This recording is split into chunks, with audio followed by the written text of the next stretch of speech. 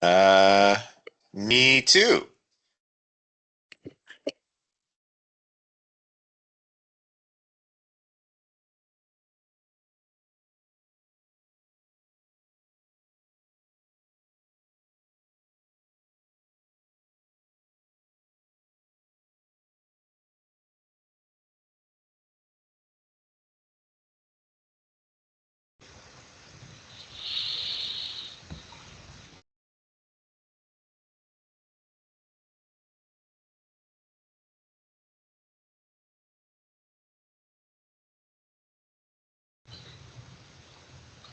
Testing the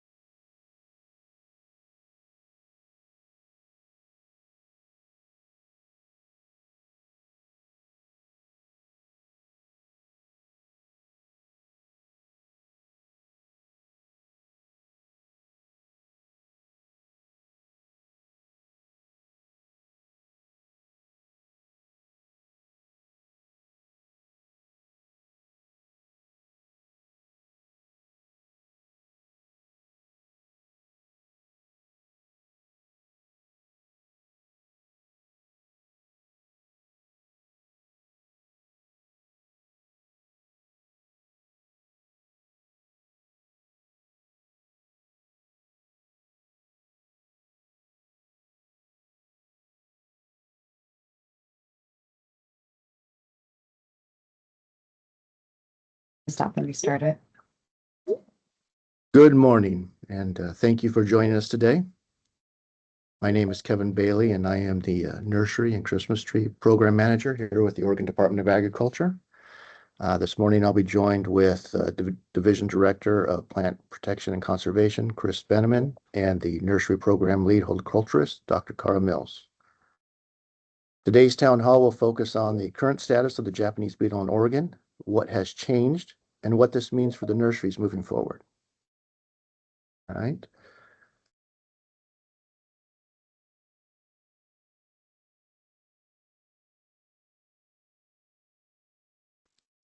So for today's agenda, we'll walk through the current Japanese beetle situation in Oregon. We will review recent trapping and treatment efforts, discuss the loss of state funding, and explain what the nurseries need to do next. And then we will close with questions. All questions must be submitted into the team's chat, and any questions that we do not or are not able to answer during this town hall, we will publish the answers on the ODA website, on our Japanese beetle webpage.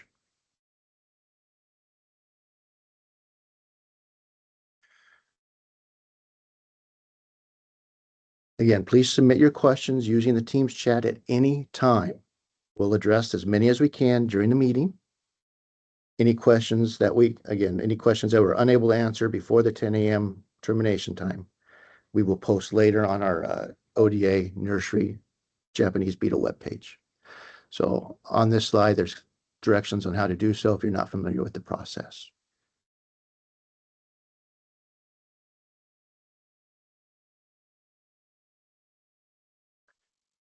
There are some important links in our chat for your reference. These include our ODA Frequently Asked Questions page, the Japanese Beetle program webpage for the ODA, our shipping guide, and links to both the IPPM and Japanese beetle harmonization plans. There's a link to treatment options as well as the Washington State University information pesticide online database.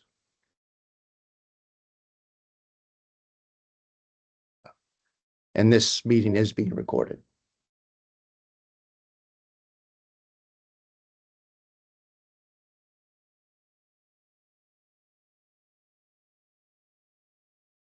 A little bit of background on the Japanese beetle and what we've done in the past, which our IPPM program has done in the past. The slide shows where Japanese beetles were detected and have been treated over the program era. It's important to note that the majority of beetles captured were associated with a single U-pick blueberry operation in the Bonnie Slope area in Cedar Mills area of Portland, and are not evenly distributed across the landscape. I should also mention that each treatment that we conducted required permission from the individual property owners, requiring a significant amount of time to do this. But as you can see, as we go through the timeline, 2017 is where we had our largest occurrence of Japanese beetle, and we have made steady progress throughout the years. Through last year, there were roughly 950 acres, and we captured a total of 1,919 beetles throughout the entire trapping season. So you can see the steady progress that we've made throughout the years, and the value of the treatment options that were applied.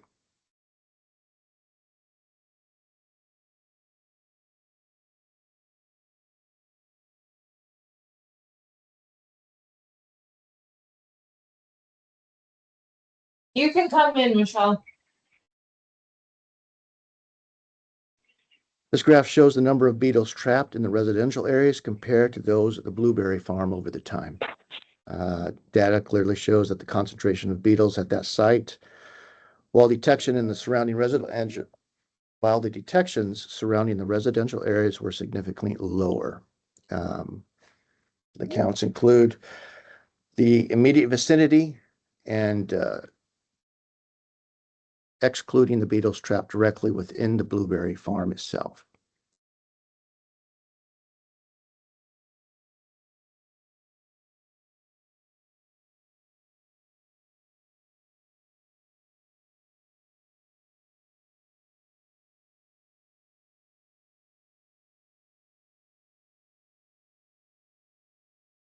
In 2025, there were positive trap findings limited to the specific counties that we show: Washington, Multnomah, Clackamas. These detections guided where treatment and monitoring efforts were focused, and they do not indicate that there was a statewide establishment. However, these detections do drive our regulatory decisions, including the trapping density, trapping requirements, and shipping protocols, depending on the importing state. So states do recognize where the trapping has been found, and they do make their decisions based upon this data.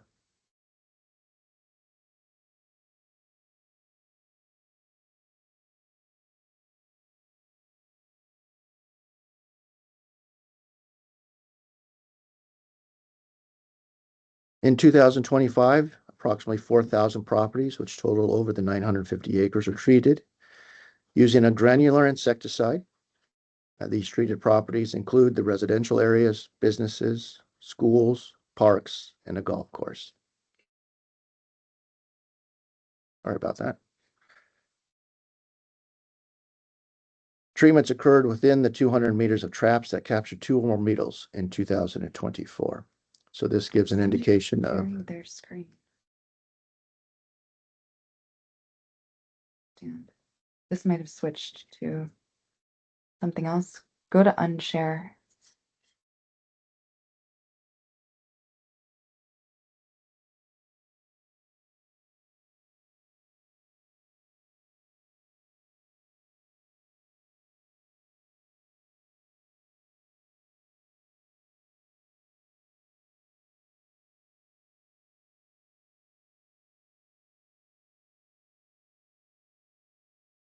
Scroll back down to your key.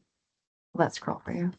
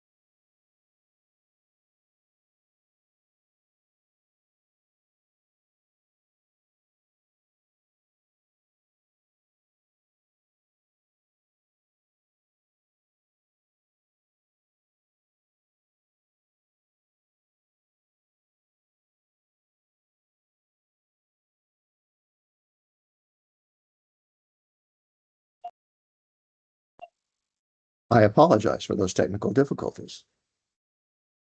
Okay. Back to our,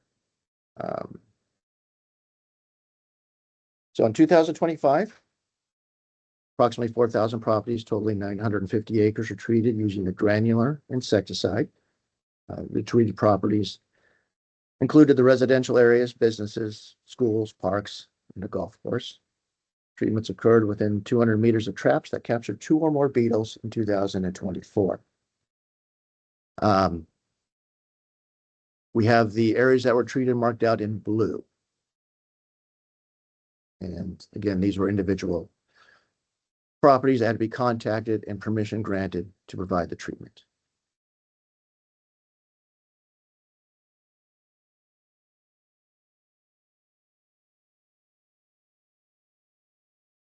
Over the past several biennia, Oregon's Japanese beetle program relied on one-time legislative funding. The funds were not renewed in 2025, and the ODA will not be conducting statewide eradication activities in 2026. The funding change affects how trapping and treatments are implemented and places increased responsibility on industry compliance and coordination. In September of 2025, the Department of Agriculture's Japanese beetle program disbanded, and we're now relying more on the industry to meet the qualifications for the other states.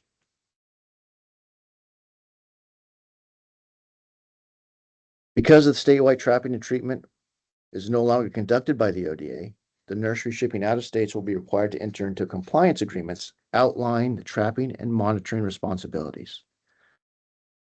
Deadlines for compliance agreements are firm and timely, with submission being essential to avoid disruptions and of shipping eligibility.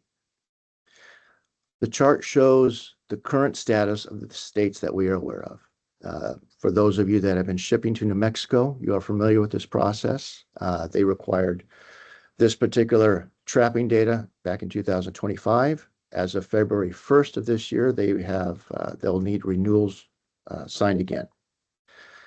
The state of Nevada, they have a compliance deadline of February 15th. Alaska, Arizona, California, Colorado, Idaho, Montana, Texas, Utah, and Washington have a May 1st deadline for compliance. Hawaii is still pending, and Canada is still pending. We do not have answers for those particular states yet.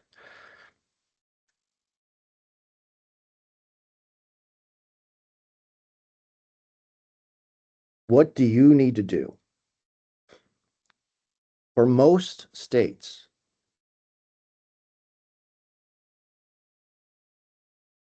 nursery shipping plants out of state will need to demonstrate compliance with Japanese beetle requirements. This includes participating in trapping during the adult flight season and following response protocols if a beetle is detected. Oh, you might be muted. No, I'm not. Work with the inspector to understand your shipping destinations and ensure appropriate trapping or mitigation measures are in place to maintaining an active compliance agreement.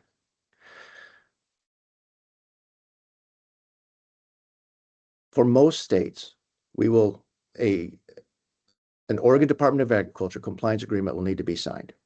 And if trapping, a Japanese beetle trapping agreement will also need to be signed. So for most states, you will require 2 separate agreements, a compliance agreement and a trapping agreement. If you are shipping to New Mexico and New Mexico only, they will require a 3rd document. You have a compliance agreement directly with New Mexico.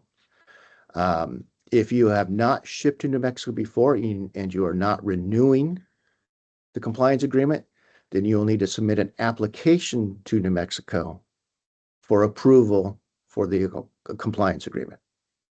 And again, this is for New Mexico only.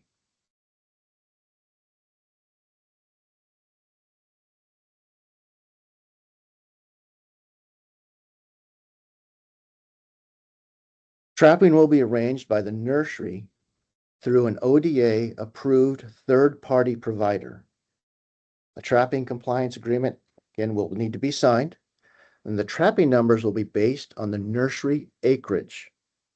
ODA inspectors will review trap reports before issuing any shipping certificates, either a phytosanitary certificate or a certificate of quarantine compliance.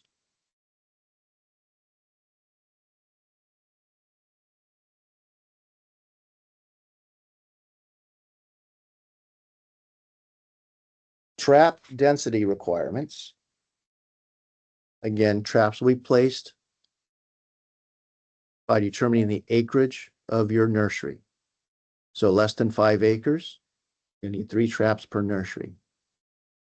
5 to 30 acres, 1 trap for each 5 acres above the 5-acre base rate of 3 traps. And then there's some examples listed. Traps must be placed by June 1st and stay in place through September 30th. The dual pheromone lures will need to be replaced a minimum of once during the season, particularly most likely mid-season.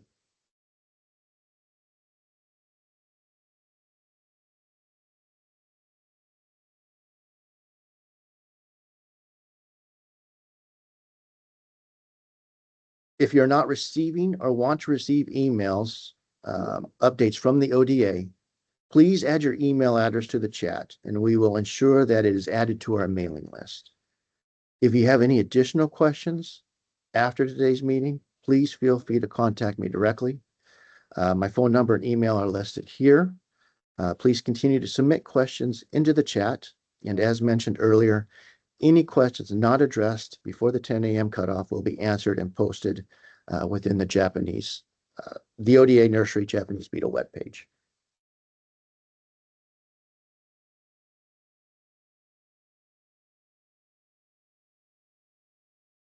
So for your questions, again, enter them into the chat and we will answer them as best as we can and get through as many as we can.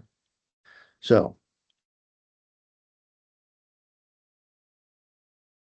first question is that I'd like to, that affects a lot of people is, I've heard rumors of Nevada relaxing its February 15th date. Any update on that?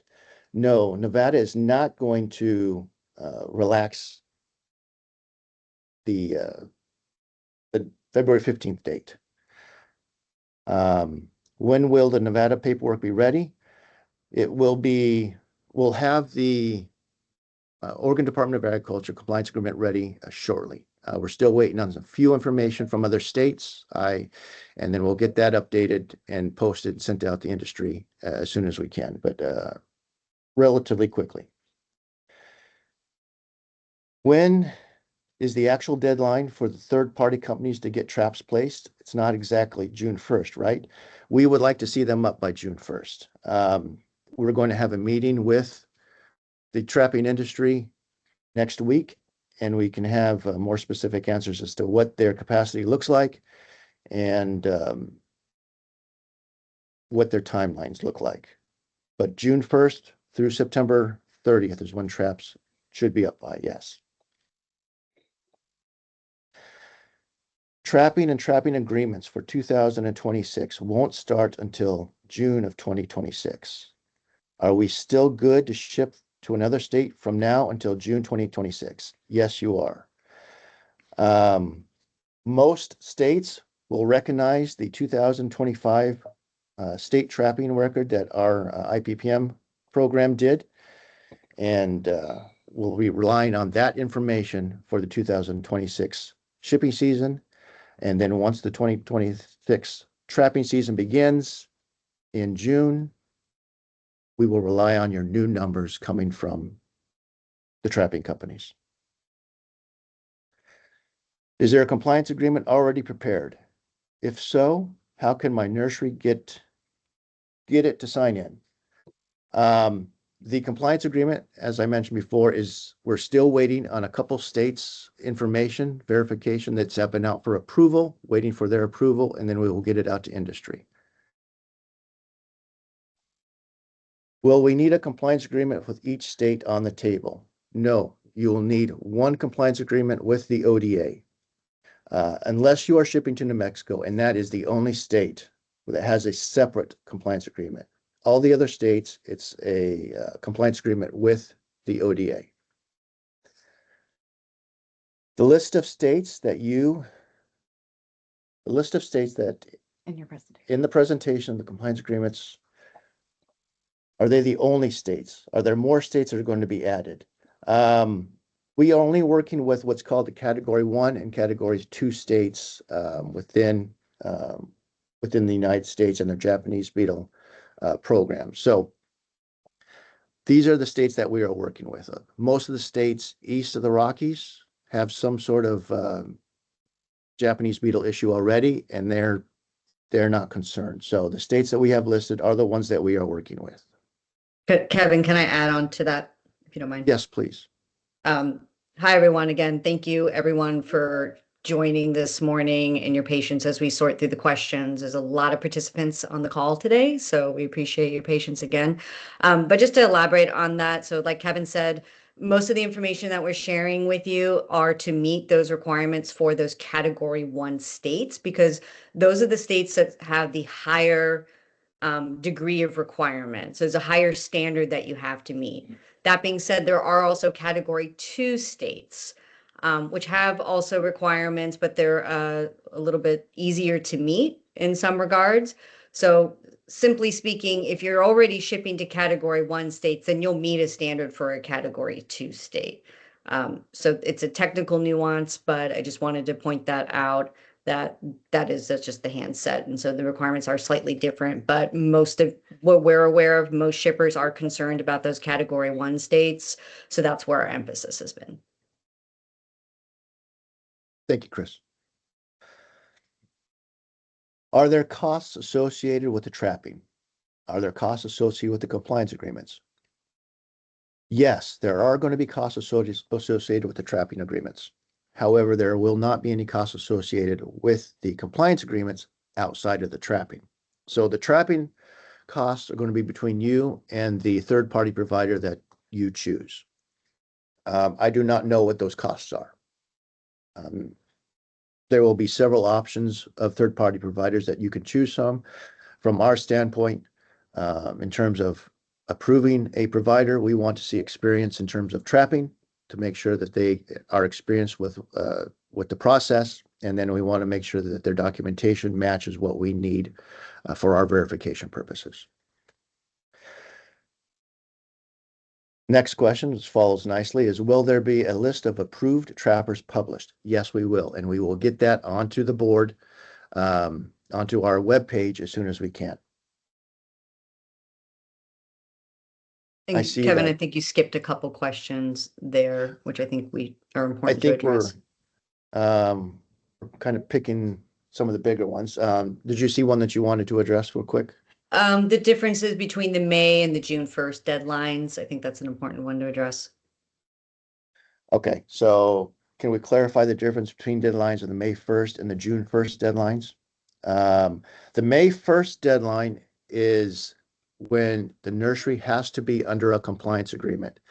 This is the deadline set by the states to have that compliance agreement signed and accepted by us. The June 1st deadline is when traps need to be up and active.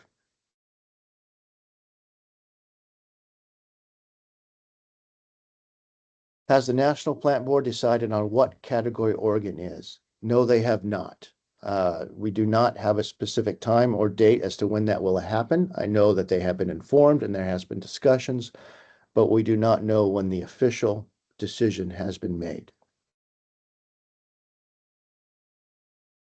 We are a turf grower and have many fields. Will we need to trap in the fields that we are not planning on shipping from? Trap in the fields that you are planning on shipping for that particular season. So if you're going to trap for your 2026 traps need to be placed on the shipments for the 2027 season. So anything you're shipping out of the 26 and 27 seasons, those need to be trapped for.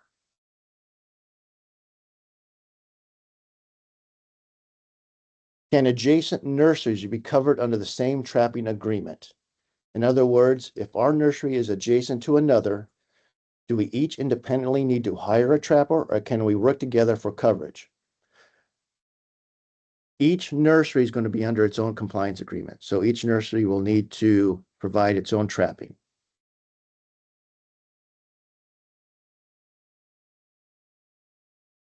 Are there restrictions if shipping directly through a Category 1 state?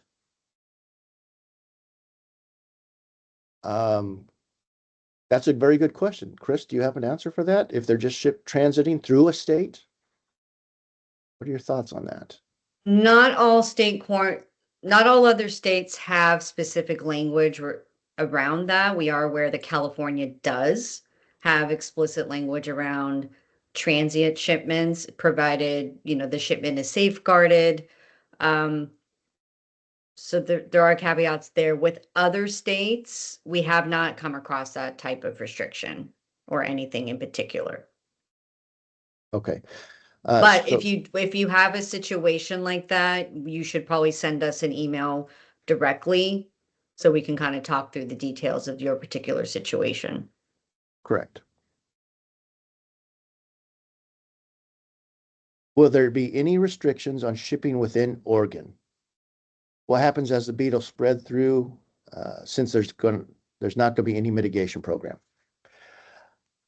Washington County will have some restrictions placed on it because it is a quarantine county.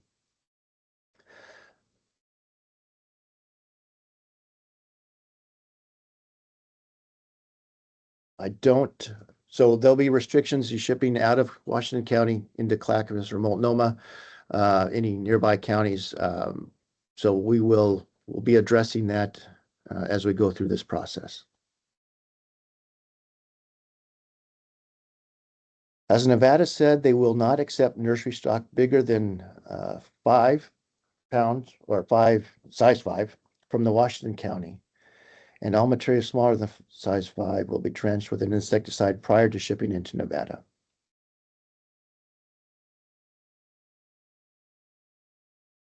I'm not aware of the size requirement restrictions as to size 5. Chris, are you aware of any size requirements? Not specifically for Nevada, no. If there's an inspector on the call that's more familiar with the size container restrictions, feel free to jump on.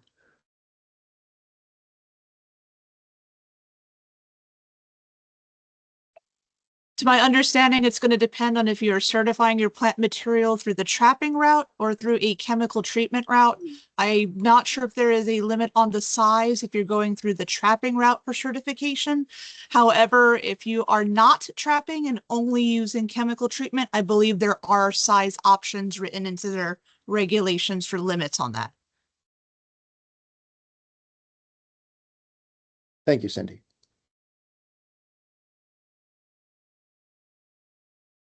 Once the compliance agreements are signed, you mentioned phytos. How often will the inspector come out for inspections? Will the inspector have to come out to the site every day? And how long is the phyto good for? Okay, that's a very good question. So, phytosanitary certificates are required for each shipment going out.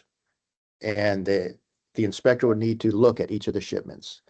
The inspection is good for 30 days from the time the inspector inspects it. But again, it's for each individual shipment. So if you have a shipment heading to Nevada that requires a phytosanitary certificate, typically the inspector will look at that and issue the phytosanitary certificate, and then you can send it on. If you decide to hold it, it's only good for 30 days. The phytosanitary certificate is only good. Actually, let me back up. The phytosanitary certificate has a cost involved.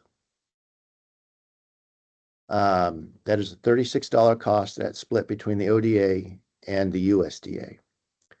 Most states have agreed to a certificate of quarantine compliance, a CQC, which would be at no cost to the nurseries. and they will be sent with the shipments through a 30-day period. So the inspector would conduct their inspections. They would look over the trapping records provided by the company, verify that everything is in compliance, and then they will issue a certificate of quarantine compliance good for a 30-day period, and you can send that certificate for each shipment within that 30-day period. So the basic difference is the phytosanitary certificate is good for one shipment only. There's a fee involved. And the CQC is good for 30 days and there is no fee involved. And we have, for those states that have initially requested a phyto, we've pushed back and asked if a CQC is acceptable, and most have agreed to that. What do you know about Montana requiring a bonded compliance agreement to ship containers into that state? My understanding is that there's only certain commodities that require a bonded agreement. I think sod is one of those. Chris, can you step in and remind me what the other commodity was that Yes. required a bonded? It was sod. It was just sod. Sod and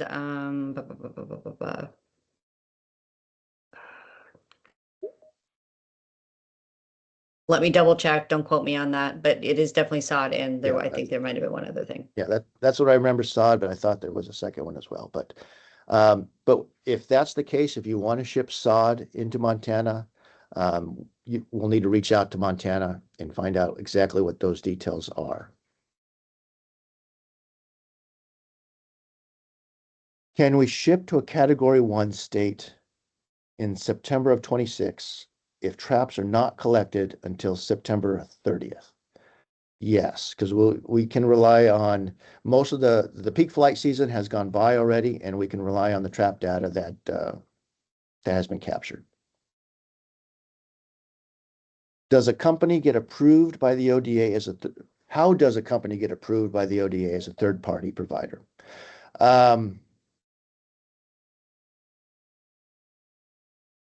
Basically, if they want to reach out to us, we'll ask again for their experience to verify that they have experience in trapping and know what the process looks like. And then we want to inspect their documentation so that we know that it complies with what we need for our verification purposes. I believe we are working with, industry is working with some providers to pull those together, the association, and I think Jeff is doing a great job of doing that, trying to locate this. I think that the companies that the OAN is pulling together will help a lot, and they're doing the legwork and finding those providers, and then they will supply that information to us, and we will get that list of approved providers onto our website as well.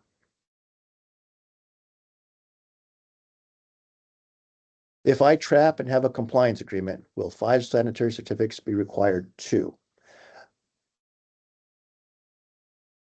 Most likely, you will need a certificate of quarantine compliance. You'll need some sort of certificate to indicate that the shipment is acceptable to within that particular state that you are exporting to.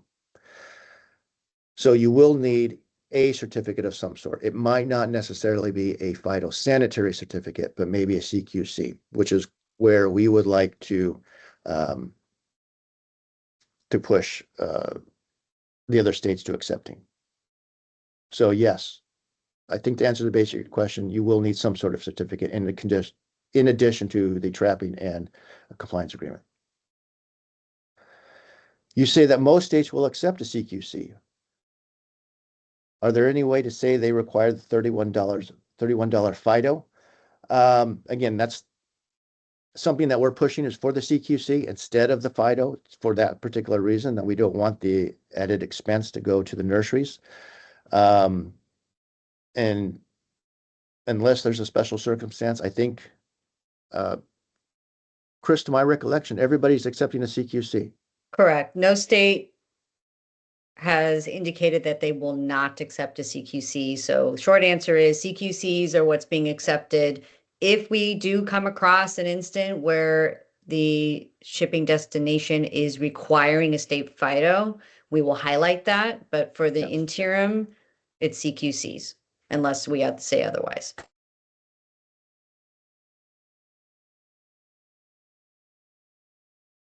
Do we need to make sure the certificate is documented on every order shipped to separate locations, each bill of lading?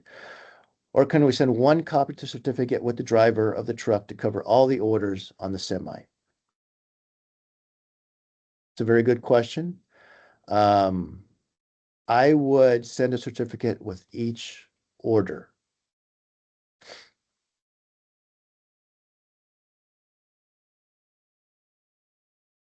Correct. And this would be a good time to remind folks that within the compliance agreement, this is highlighted on our website as well. But there is going to be a pre-notification requirement for some states.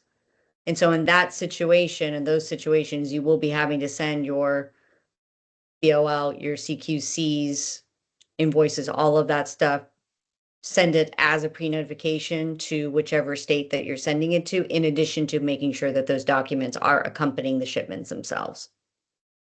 Yes, thank you for that reminder. It is. Some states do require pre-notification, and we will have that information on our website as well as to which states and where to send that pre-notification to.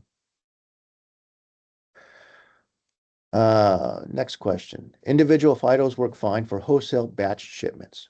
How do e-commerce businesses handle this since they ship thousands of packages each day to individual homeowners in all 50 states? The CQC you can print off as many times as you need during that 30-day period. It should be included within your shipping paperwork. How can the ODA handle this type of workload? It will be a challenge for us. There will be logistical challenges. We are hoping to add a couple more positions to help with this workload, and I think we're working that process through the legislature with the help of industry, the OAN, and the additional positions will help go through some of this logistical hurdles that we'll have to overcome. If my trapping indicates 0 JB trapped, can I use any media I want for my containers, or do I need to comply with Category 1 requirements for approved media? You'll have to require for approved media, and there's a list within the Japanese Beetle harmonization plan of what approved media looks like. So even though you have Japanese Beetle traps that indicate 0, you'll still need to ship within the appropriate approved media. What happens if one beetle is found in your trap or an adjacent farm's trap? That depends. It depends on what state you're sending to.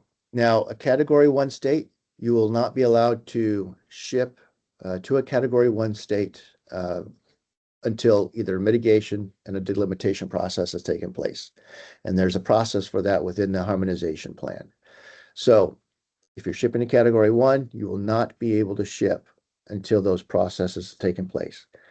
A Category 2 state, you can still ship to. You are allowed to have 2 beetles caught to ship to a Category 2 state. And then you'll have to go through the mitigation and delimitation process. So it depends on where you're shipping to and what those processes will look like.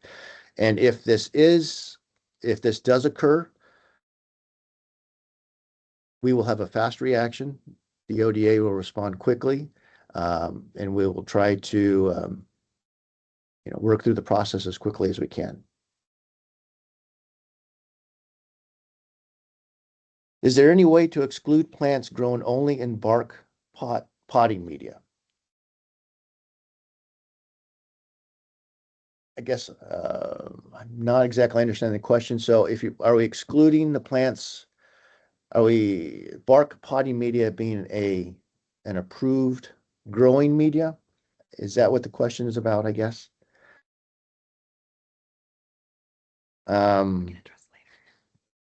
let me look into that one and we will we'll add this one onto our website. With the huge increase in demand for certificates and FIDOs, are we going to have major delays in peak season as shippers? I cannot say yet. I know that our inspectors are preparing for this, and then they realize that the demand is going to be there, and we are going to do everything we can to assist and get your products out as quickly as we can. But this being our first time through this process, there might be challenges that we don't see yet, but we're going to, move quickly. We're preparing as much as we can, and we want to keep, the season as smoothly as we can. So, but we do ask for some patience as we go through that. We want coordination, and we want, clear communication between the inspectors and the nurseries, and what we can help with, we will. Are the restriction dates going to be the same for 2027 as 2026? Yes, the dates should be the same for every year going forward. There shouldn't be any change. It should be pretty consistent going forward. So and just in terms of the trapping,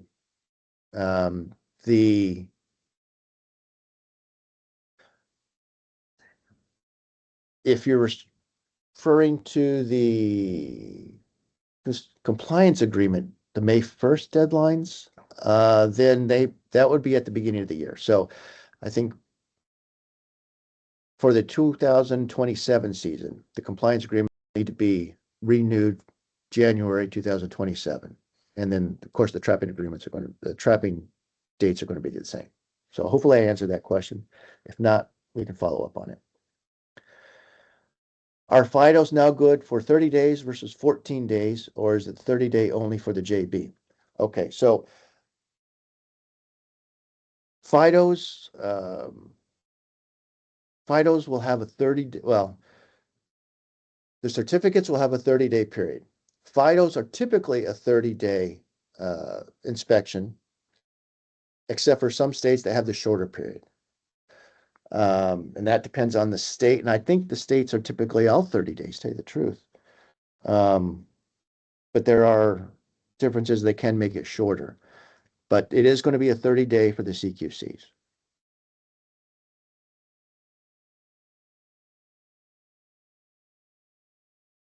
Do shipments to Canada need a new standalone JP FIDO, or will a single FIDO apply for everything? The same FIDO will apply to Canada. However, there will be an additional declaration that will need to be added, specific to the JV. Well, for shipments to Canada, it's not a CQC, correct? No, It would be. it's a FIDO. It's a It's a FIDO, FIDO, right. and they'll just have a new declaration that's going to be added to the bottom.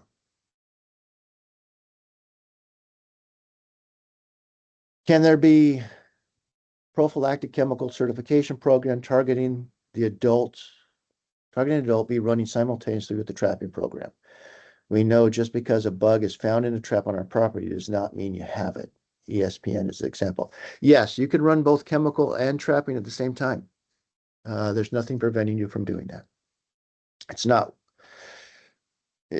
You can use as many means of prevention as you need to do that. You said approved media. What does that mean for those of us that do our own soil mixes?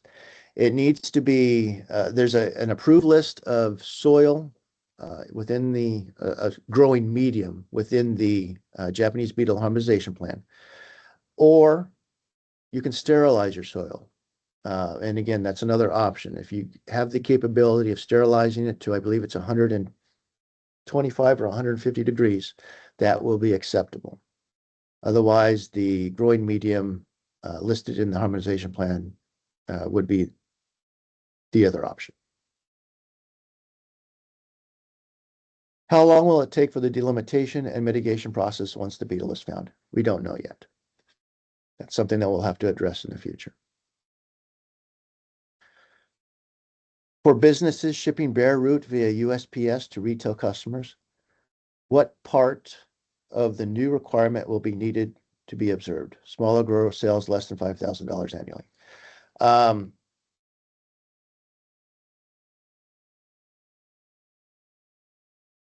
If you're growing outdoors, you'll need to do some sort of trapping or treatment. If you're a small grower, treatment might be a better option for you. Have the CQC issued. If you're shipping bare root, that is a viable option.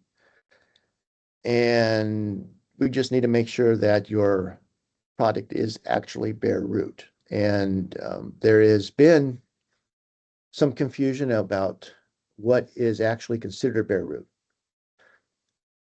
For the purposes of the Japanese Beetle Harmonization Program, any plants with a dirt clump larger than 1/2 inch in diameter is not considered bare root. So to be considered bare root, you have to have less than 1/2 inch diameter worth of dirt clumps. If it qualifies as bare root and you're able to ship it that way, what I'm recommending is that we have the nursery inspector issue a blanket CQC indicating it's qualified to ship to these states based on the fact that it's exempt because it's bare root. You'll have one CQC that you send with all your shipments indicating that it is exempt from Japanese beetle requirements. But we just need to make sure that it is actually bare root before it gets sent. Is it too late to obtain emergency funding from the state to continue the eradication program and to prevent this process? I'm going to ask Chris to jump into here. I knew you were. I saw that coming. I had my finger hovering over the mute button. Yes, so this is definitely a question we've received multiple times. For those of you who had previously tuned into the OAN members only JB town halls that were similar to this, you've probably heard this before. But yes, unfortunately, emergency funding was not an option for this. So a little bit of backstory, again, for those of you who haven't been in those other meetings, just real quickly, historically, the JB program was one-time funding that was appropriated to the agency every biennium. So every biennium, agencies put together their state budgets. We are given our standard, current service level, which is what every agency receives as a part of what keeps the lights on, right? That's what supports just your fundamental functions for operating your programs. Keeping in mind that the nursery program specifically is a other funded program. So it is all of you and your fees that go to help pay for the services that our program provide and for our staff. The Japanese beetle program was operated out of our entomology program, so our insect pest prevention and management program that manages our invasive insect work and surveys. So every 2 years, we were putting in what's called a POP, a proposal option package, that was asking the legislature to fund a special project, which was going towards the survey and treatment of known JB infested areas, in addition to the statewide surveillance program.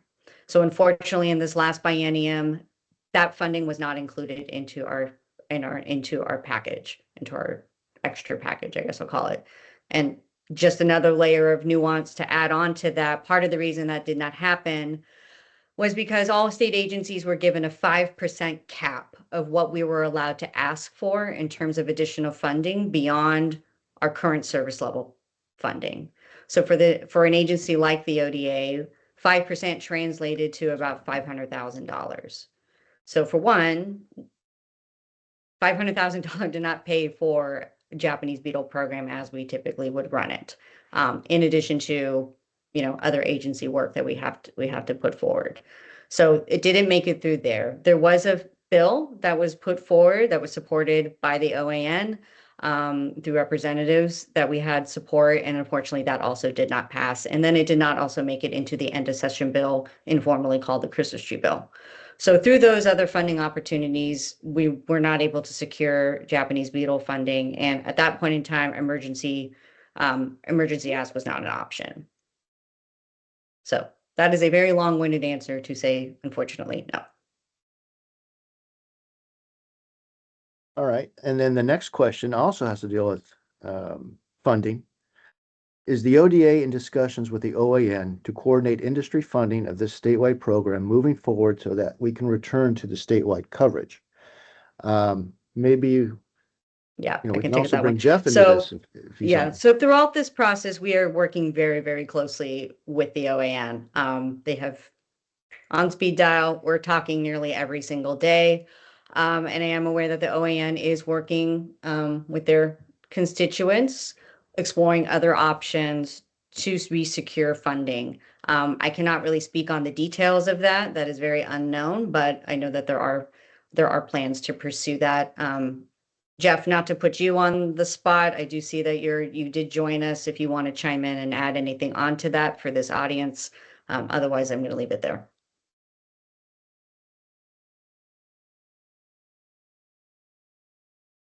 Jeff might not be able to unmute. Chris, I think you have the control. Oh, you got it. You got it. Oh, no, he shows available, but I'm not hearing him. I was Still on not mute. I hearing him. said, we'll move on then. Okay, all right. Okay. Next question. As a company that buys material from other Oregon growers, then resells it, will we need to include a CQC from all original growers in our shipment paperwork? I think that depends on how long you actually hold that product. If you buy it and immediately resell it, then yes, if you're going to sell it within that particular season that you receive it.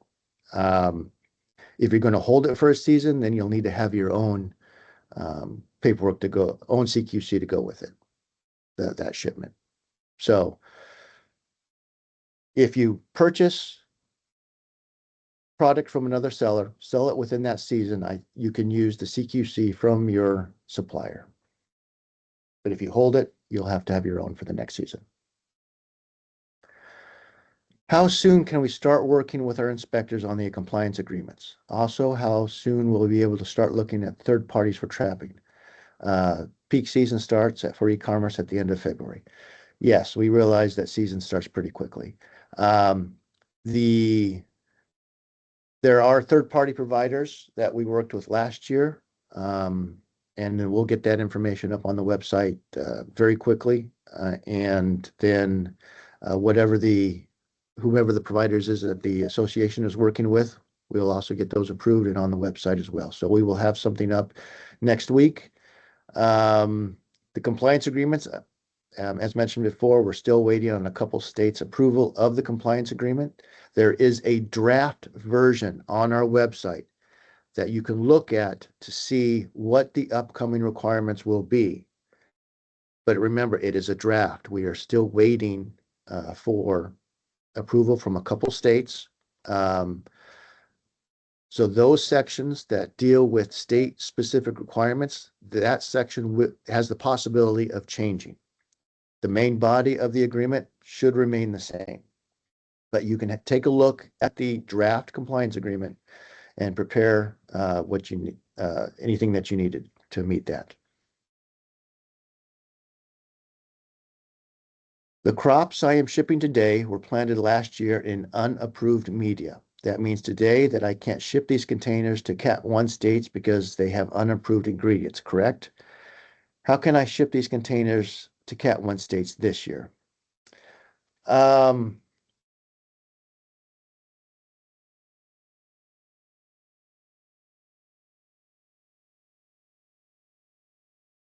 That's a good question. The trapping treatment, let me look into that, and we'll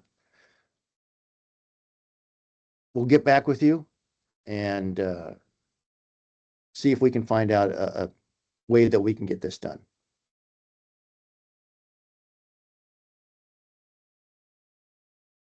My nursery is surrounded by blueberry farms. Will I see more Japanese beetle than the average farm? Not necessarily. It depends on where your farm is at, where your nursery is at, and where the farms are at. The current hotspot for Oregon is within a blueberry farm, but doesn't necessarily mean that you'll have a higher average Japanese beetle. I think they eat just about everything. So, Can I chime into that question? yes. Sandra, thanks for the question. So I just want to be really clear. Before, when Kevin was sharing that data and emphasizing that fact that the highest number of known beetle numbers in Oregon are at a blueberry farm, it is a backyard residential blueberry, like little U-pick operation. It's very small. I personally have been to that backyard. It's nuzzled right in the middle of the Cedar Mill neighborhood. It is not a production blueberry farm. So again, we do want to stress that all the known JB populations are within residential areas in and around the Portland metro area. So at this point in time, even if your facility is bordered by blueberry farms, there's really no reason to think that you would have a higher chance of having a JB catch on your property as compared to someone else who may be a couple miles away who has no blueberry operators on either side of their property. Thank you, Chris. Will the ODA OAN be negotiating with approved trapping companies to reduce the cost of trapping for the industry overall? The ODA will not be negotiating with the companies. However, the OAN, they're working on a process, and I don't exactly know what that process is looking for, but they're kind of pulling these companies together and are working with them. And I think for issues relating to that, we'll let them take care of it.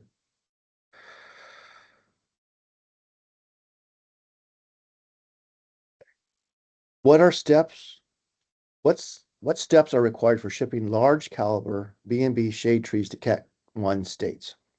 It depends on the state that you're shipping to. Some states have specific requirements for B&B. Other states are a little bit more open and have some treatment options that are available. So again, it depends on what state that you're shipping to and on those requirements. So it might be treatment. Initially, trapping will suffice. And then, but however, if and when the Japanese beetle gets to your particular nursery, we'll have to determine what treatment options, if there are options available. But for now, I think you'll get by on trapping. Do we need both treatments and trapping if we already integrate JB, the Japanese beetle harmonization plan treatment?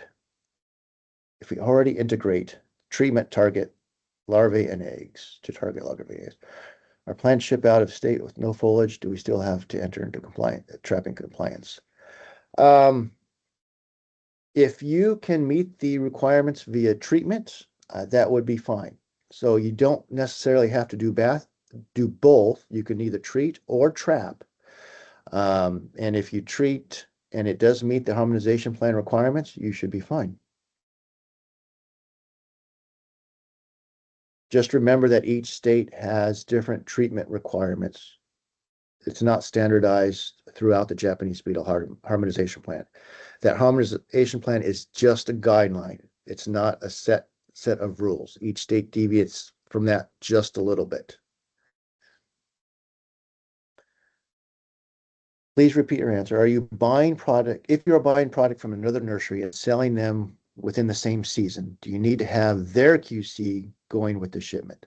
I would recommend that. If you're buying and selling within the same season, have their CQC handy showing that it's been either trapped or treated. If you're doing your own trapping or treating, that would be fine as well. But if you're not, then you need to have some sort of certificate to go along with the shipment. Can you clarify a bit more on the message regarding shipping out product from another supplier? Would we need 2 CQCs? There's ours. I think I just answered that one. For states that require pre-notification before shipping, How far in advance do we need to notify? I see that Montana requires 48 hours notice. How about California and Washington? Each state's going to be a little bit different, and we'll have those requirements on our web page as to what the time frame is and who to send those notifications to. Are there more restrictions on grasses than other perennials? Yes, I think there's going to be more restrictions on grass, particularly sod and other grassy material, more than perennials. In fact, some states will not accept grasses at all. So again, it's state by state. Some will treat, some will not. We'll just need to work with the inspectors as to what will be acceptable to what state. Can you go over the amount of traps needed for each nursery based on acreage? I am going to back up to the density slide, so you get an idea of how many traps are needed per acre.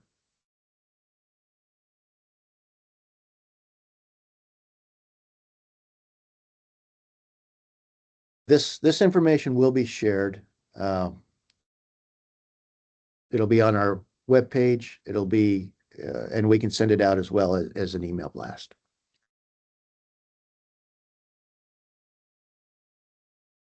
Growing media is purchased in very large amounts, specifically potting soil 100 yards or more at a time, and greens are all approved, but can you explain the storage and handling requirements to keep in compliance?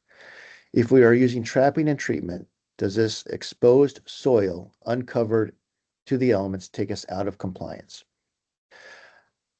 That is a good question that we're having some discussions about. If it's protected, the whole goal is to protect it from potential beetle invasion, so infestation. So if we're trapping initially, we should be okay if it is an approved material. So you might want to cover it or protect it somehow. We will add some more information as we delve through the problem. It is something that we are aware of and are working out ways and solutions to address it. What will retail customers shopping from other states need to take purchase plants home with them?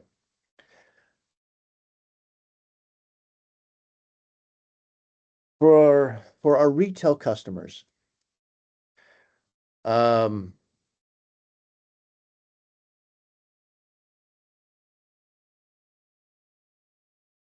this is a difficult situation. I think the retail sellers, as long as they make it aware that there is a quarantine, i.e. going into California or Washington, from into the Vancouver area or even on the east side, into Idaho, for those are, nurseries in the Ontario area. Ultimately, it's the customer taking the plant with them. And if the retailer makes the customer aware that there is an issue, and I think it depends on the quantity of plants being taken as well. But it is, I don't have a specific answer for that yet. And something that, another question that we're working on, and we'll have more information on the webpage, but I do not have a good answer for that one yet. What documentation do I need to ship to Nevada, Utah, Idaho, and Washington prior to May 1st? All B&B material. Right now, prior to May 1st, your standard documentation material will work. After May 1st, that's when you need to start complying with the compliance agreements and those requirements. But up until then, continue shipping as normally.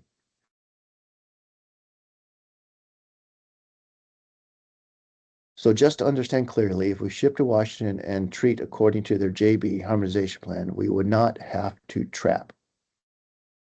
Correct. If you are treating according to Washington's requirements, you would not have to trap. So again, you do not have to trap and treat. You can do one or the other. Where's the list of approved media? It is in the Japanese Beetle Harmonization Plan. It is also on our web page, I believe. And again, there's a link to our web page in the chat at the top of the chat, and where you'll find the list of approved media. Is there a list outlining what each state requires? Yes. It will be part of the compliance agreement. Currently, it is listed on our web page. It is up to date. That will change as soon as we find out, what additional requirements that some of the states are missing or need further clarification on. But we do have several locations with each state requirements listed. A web page, and then we can, speak with your inspector. They have the list as well. But and if you have any other questions specifically, you can let me know.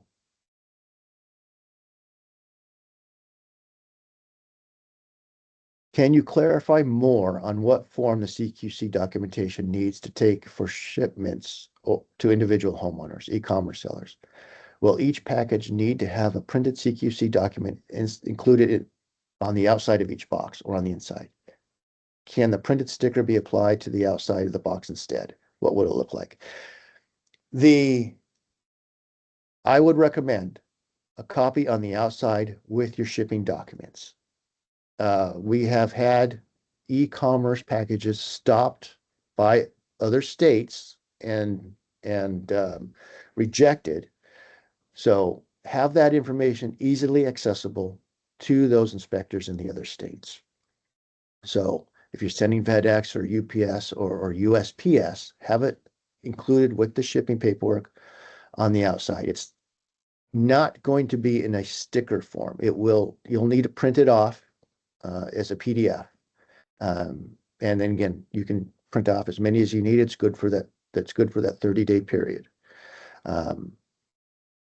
If you put it on the inside of the box, and they'll have to open the box to find it. So just keep that in mind. If you put it on the outside, they will not need to open the box. Where do we find out about applying for a compliance agreement, and what is the process? So as mentioned earlier, there's a draft version on our webpage right now. There's a link to that at the top of the chat. We are waiting for official confirmation from a couple other states before we make that the live version. Once it is ready for industry, we will send out notice via email. And again, if you don't get our emails, let us know so we can add your email to our list. But we will send it out to industry via email. The inspectors will contact you, and then it will be live on our webpage as well. Once it is live, there's just basically it's agreeing to whatever process state that you're sending to. If you're sending to Nevada, Utah, Arizona, California, there's specific requirements that have to be met, but it's just agreement that you're going to comply with those particular rules. It'll be signed by the nursery, and it'll be signed by the ODA. If you've asked a question earlier and it hasn't been addressed, please type it in the box again. The list of questions is getting pretty long, and we don't want to get some of these lost. For states that require pre-notification before shipping, how far in advance do we need to notify? Yeah, we did that one already. And e-commerce boxes don't have exterior paperwork. They get a shipping label and a shipping permit stamp. This is new paperwork. This new paperwork is going to be a big problem. Is there a way to fix this with a sticker or stamp or not? No, this is going to be a standalone document. It's not going to be a sticker. And again, it's only good for 30 days, so it will have an expiration date. So a sticker or stamp will not work.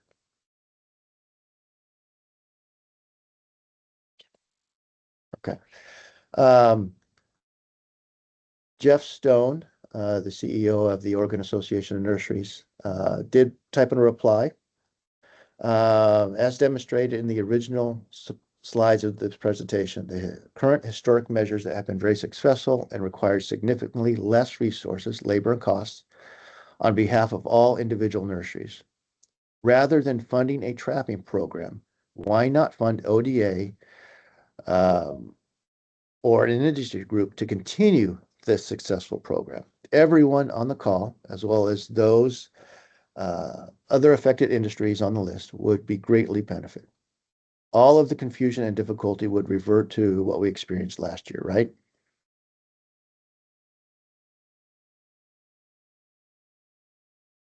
Jeff, I'll was that a chime in question? on- I think it kind of reverts back to a little bit of what we were talking about earlier. So there's a couple different mechanisms in which one could return funding to reestablish the program, right? So someone earlier asked, well, what about emergency funds? So we already talked about that. There was already the traditional way, which is, having it as a part of the state budget, state agency budget, excuse me.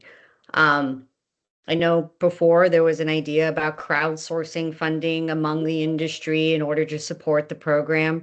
So the other thing to keep in mind is also the cost of that program. The baseline operation costs for doing a statewide surveillance, localized trapping and treatment, which, remember, both of those are the key components in order to be able to maintain a category 1. It's not a pick and choose. It's not like we could just do just this localized trapping and treatment and skip the state surveillance, or vice versa. So you have to have like that two-pronged approach in order for us to be able to be vetted as a category 1, which is what alleviates all of the work that we've been talking about so far this morning. That all being said, we have been working closely and already been talking with OAN about a fee increase. So Kevin had mentioned earlier, someone had asked, how is ODA going to be able to do all this work? Valid question. Doing some internal looking at our current staffing loads, we agreed that we did need additional staffing capacity in order to be able not only support the Japanese beetle work that's going to be required, but also to maintain services for all of your other shipping needs. Because, you guys are all shipping to stuff that's going to go places that may not have Japanese beetle specific requirements, for all these other certifications that you'll require. In order to do that, we did need to request permission from the legislature to increase fees. So we had talked to OAN about that. That had been cleared with the board.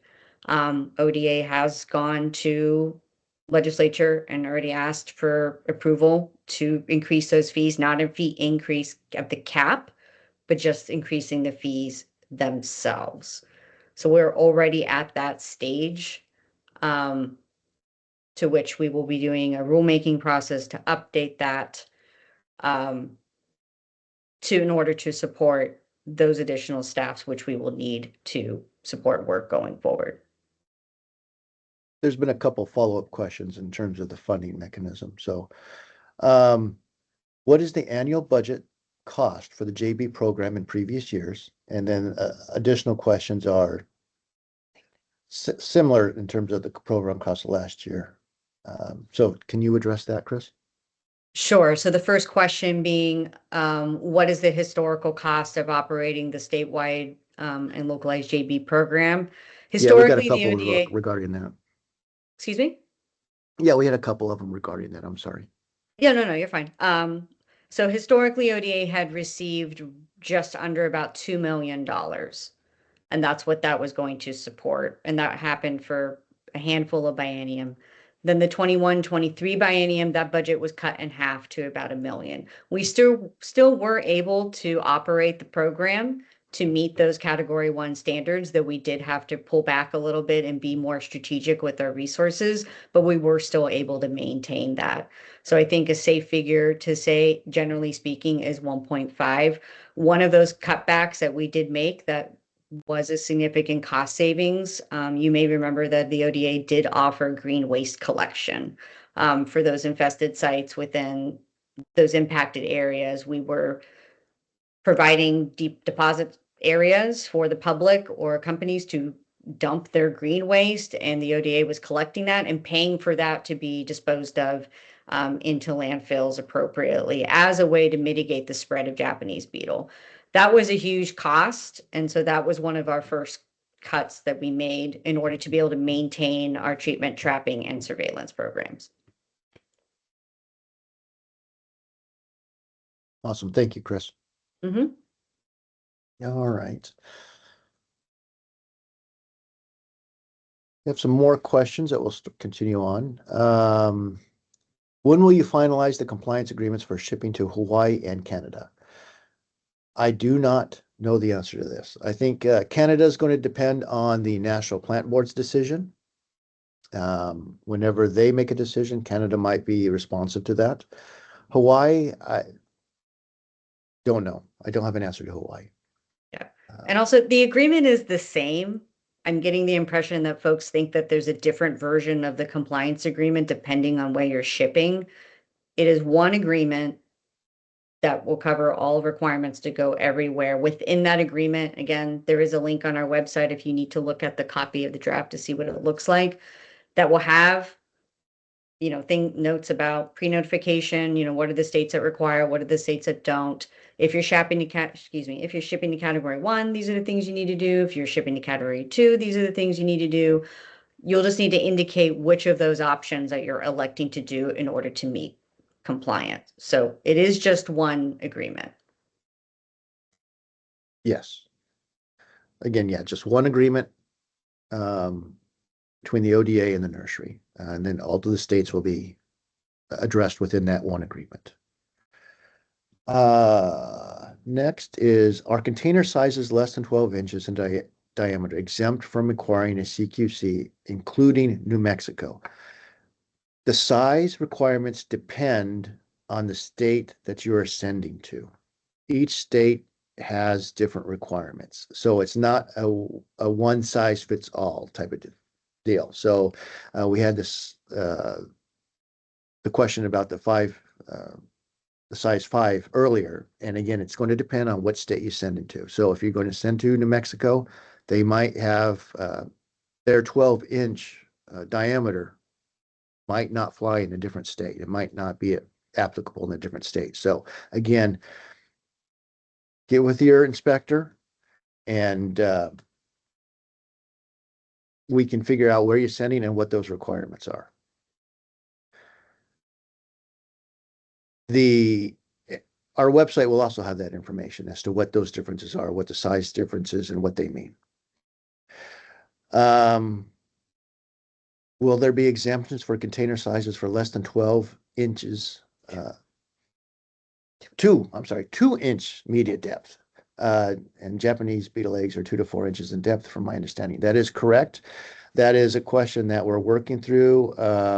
We're finding out if it's acceptable with other states, if they how they view that 2-inch media depth. That is something that we're working through because some folks have those shallow containers that so we want to make sure that that is acceptable. That will be a question that we will address on our webpage when we get an answer. Can you restate the Nevada regulations? I saw that February 15th date, but I think I heard more recently was a reply for a question that said that shipping out of Nevada was business as usual until May 1st. No, Nevada is February 15th. They are not the May 1st. So they are one of the different states. So February 15th, we need to be under compliance for Nevada and follow with the regulations starting that date. Is there a list of acceptable Japanese beetle traps aside from the lower requirements? Not seen a place to buy hard plastic traps that the ODA was using. The trap style itself, there are no requirements that I'm aware of. There is lure requirements, yes. It has to be a dual pheromone and it has to be changed at regular intervals. But the trap style itself, I am not aware of any particular style that is required. What does pre-notification mean? Are we notifying, for instance, California Department of Agriculture, there is an incoming shipment, and any idea what that looks like? That is exactly what that means. So if you are shipping into a state that requires pre-notification,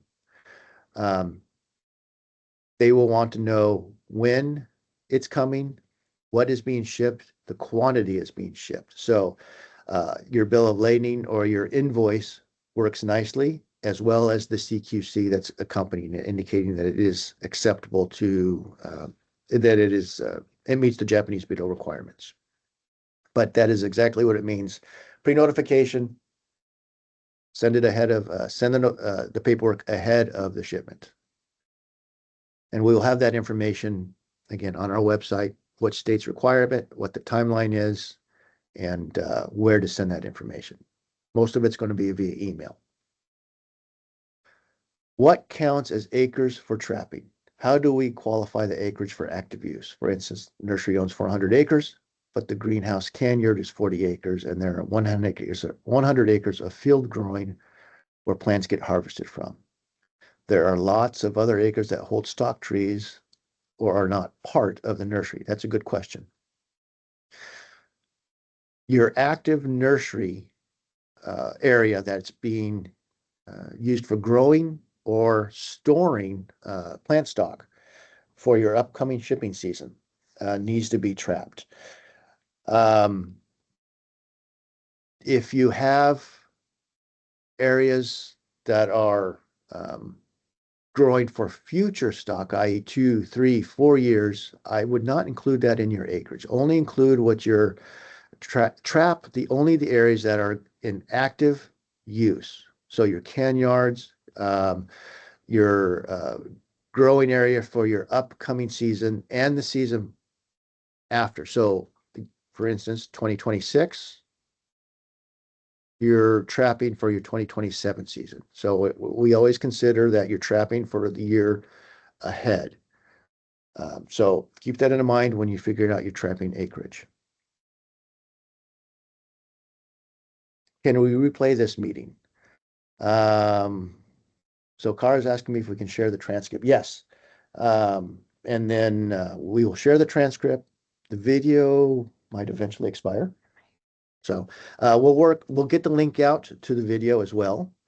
And then you can replay the meeting as much as you need. I can always read the transcript. And then, yeah, the transcript will always be available.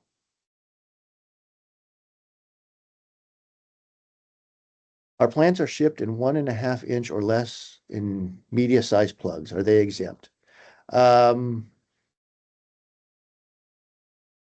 Most likely, yes. But again, we'll need to verify which state you're shipping to and what those specific requirements are.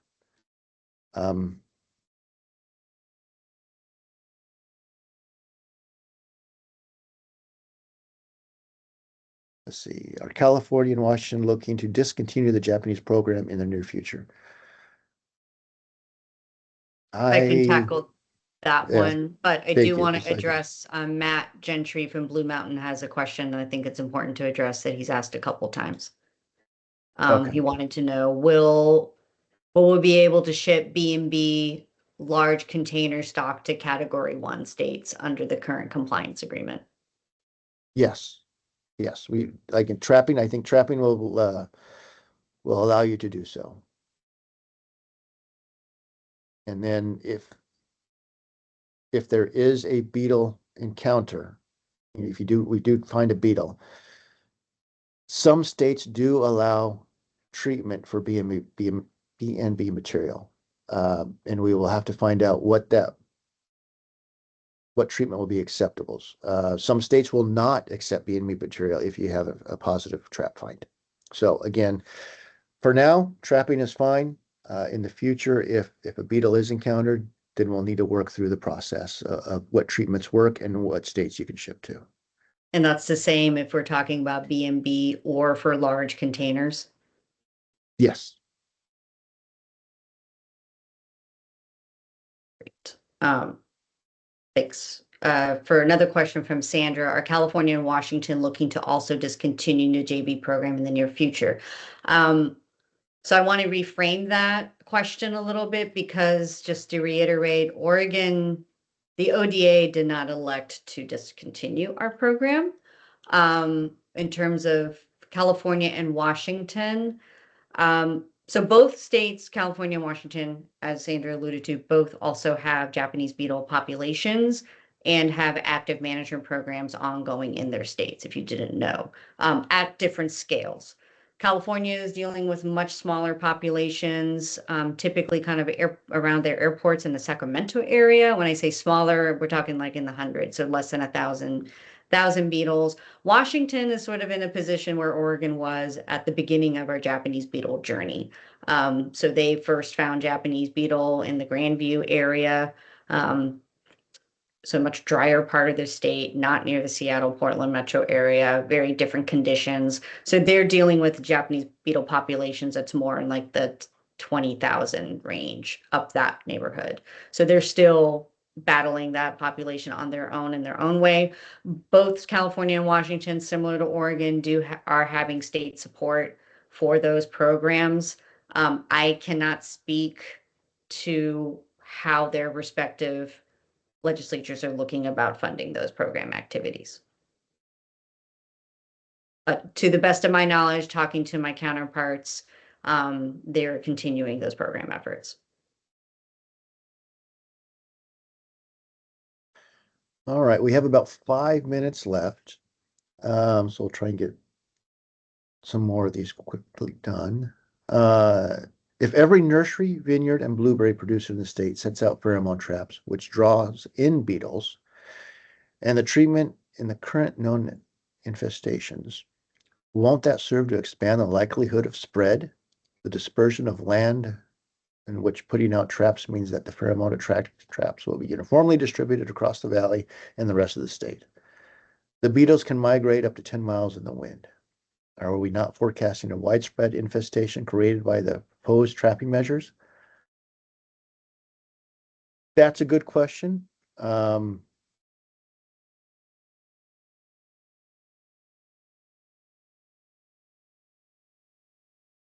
might, I don't have a good answer for that. I know that, the IPPM's trapping program had great success. Chris, I'm going to have to fall back on you. I don't know if you have any I think at thoughts this on how it worked with the stage, IPM and the trapping, bringing more beetles in? yeah, that is a known issue with this kind of thing, and that's not an incorrect line of thought. However, we have to keep in mind that very well may be a problem in a future phase where, worst case scenario, we are seeing Japanese beetle populations expand beyond their known area where they are right now. But at least for this next year, that is not something I think that is going to be a result of your relative businesses setting out traps. And that would go to, I know I've heard some folks have the concern, if I'm trapping, but my neighbor isn't trapping, and maybe they had a beetle situation and then I have the lures out, then they would be attracted to my property where I don't have Japanese beetle.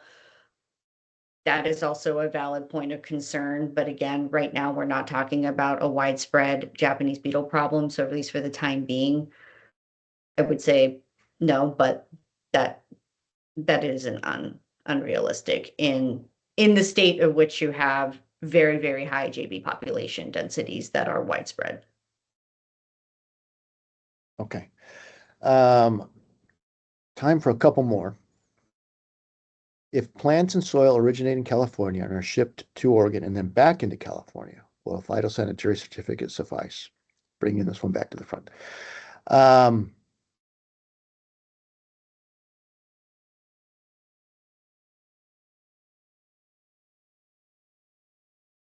If the issue is the soil, I think it depends on where they came from in California. If we get a certificate that indicates that that soil complies, I think that would be fine.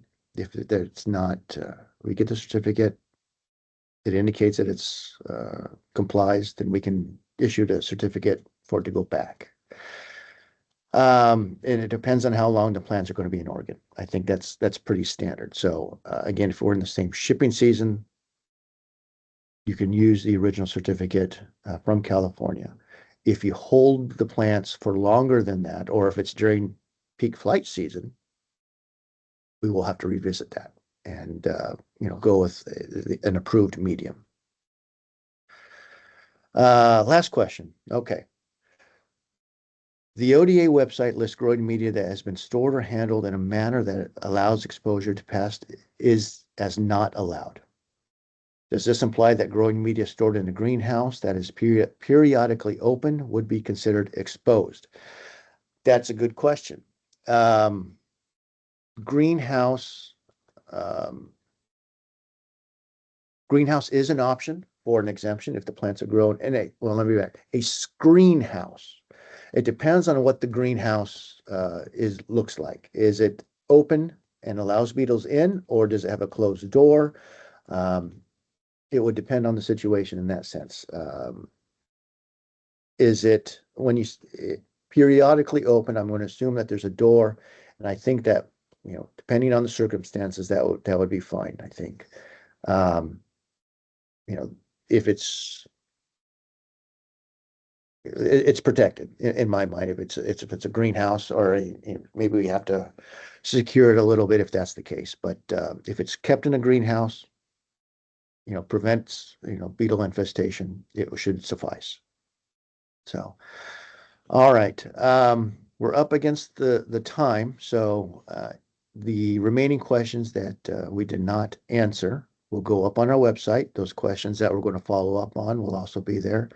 And at any time, you feel free to email me any additional questions that you might have. If your email address, if you're not receiving our notifications, make sure that we have your email address, and we will get you added on so that you get those. We will continually update our webpage with the most current information. And this will be change for all of us, and we're working through the process as best as we can. I want to thank Chris for all of her work behind the scenes and working with the other states. And then I'd like to give appreciation to our inspectors as they're fielding the questions from industry, from you as nurseries, and they're trying to provide those answers to the best of their ability. Contact information. And then my contact information for those that need it. So thank you very much for all that, for your attendance and your patience. And like I said, any questions, please feel to reach out to me. Thank you. Yep. Yeah, thank you everyone again for calling in. And just one more time, we will have this recorded with the transcript and a separate document that'll have all the questions that were asked today with written responses, in case you don't want to watch the video, but you just want to get to the meat and potatoes of the content that we covered. And so we'll try to get that out by mid next week. Yes. Yep. So again, thank you, everyone. Thank you.